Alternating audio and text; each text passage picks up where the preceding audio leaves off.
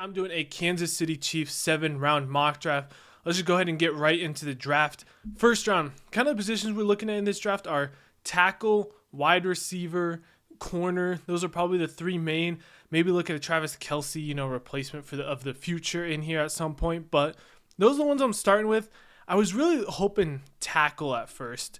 And I think Jordan Morgan's a dude that they will be interested in. And Sua Matia, I think those two dudes, they're going to be very interesting because the tackle class kind of falls off a cliff after those two. And you're not going to tackle probably in the rest of the class at this level. Definitely not at this level. But there is that drop-off, which makes me like Jordan Morgan.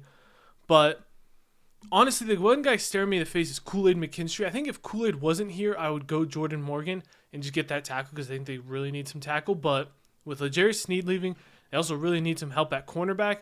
And I'm really high on Kool-Aid McKinstry. I think he's really good.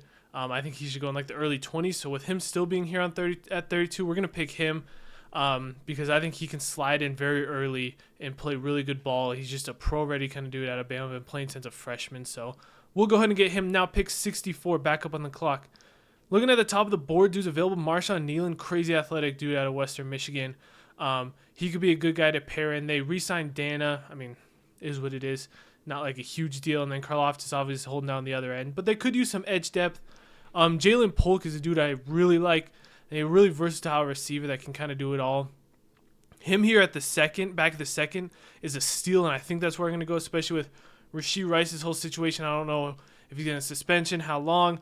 I don't know any of that stuff. But I still think even if Rashee Rice comes back, I still think they could use some more receivers. So I'm definitely looking at him, especially because I do think Rashee will miss some time. I don't know how much. Edgerrin Cooper's good value. They just don't really need linebacker that well. They're set on the inside. So for me, this pick, like I said, is between Marshawn Nealon, go ahead and get DN, or receiver. And I think Jalen Polk is just great value here. I think he's going to be a stud. Getting him at pick 64 is just really good value. Now back up on the third. So we got a lot of late round picks to kind of play with here. Now at pick 95, I did say tackles aren't there. Dominic Puni.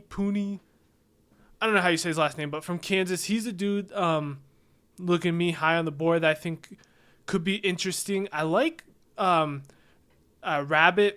Dadrion Taylor Demerson Rabbit out of Texas Tech, the safety. I think he's a dude that, I mean, it's mostly just because of his size that people will say he's like Tyrann Mathieu because he's a smaller dude. I think he's, 5'10"?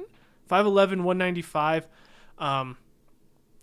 He's a dude that, like, he's just going to be good off. So you said he was a redshirt senior. He's played a lot of college. So he's a dude we could use there. I know they don't need a safety, but just I'm looking at value between Puny and Rabbit.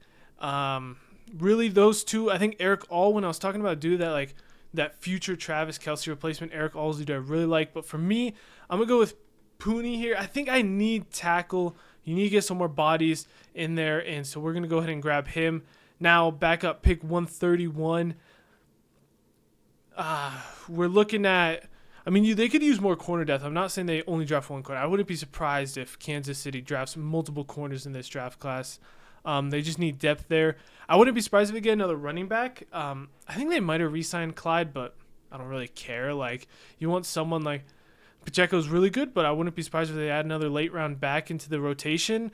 For me here in the fourth, what I'm going to do, though, is I'm going to grab Christian Boyd out of Northern Iowa. I think they could use some more bodies to rotate in that D-line. And a guy who complements well with Chris Jones is Christian Boyd. I mean, he's just a big, I think like people call him like a bear, man. This dude is big, strong D-tackle out of Northern Iowa. One of the biggest combine snubs, but he balled at the Shrine Bowl. Showed that he can hang coming from a smaller school. And I think he's going to be one of the sleepers in this draft class. A lot of dudes are kind of talking about him, but good chance to be a really good sleeper in this draft class. Next up, pick 159. I might look at the tight end market here because two dudes I really like are Dallin Holker and Jaheim Bell. And I personally like Holker a little more. I think he's more well-rounded tight end.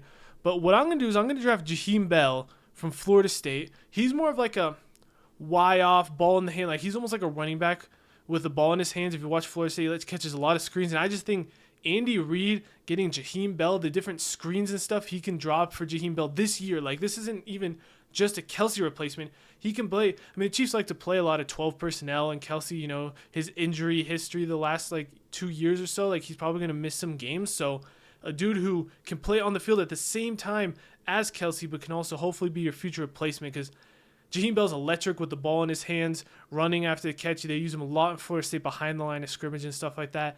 And if there's anyone in the league that's good at getting dudes and screens and stuff, it's Andy Reid. So that'd be a fun pick to see how they use Jaheim Bell there. Now we're back up on the clock.